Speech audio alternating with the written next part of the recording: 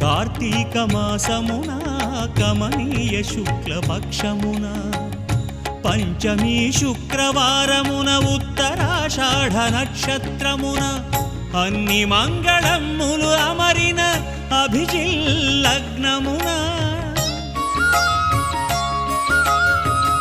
అన్ని మంగళములు అమరిన అభిజిల్లగ్నమున మంగాపురమున పద్మ సరోవరమున అవతరించిన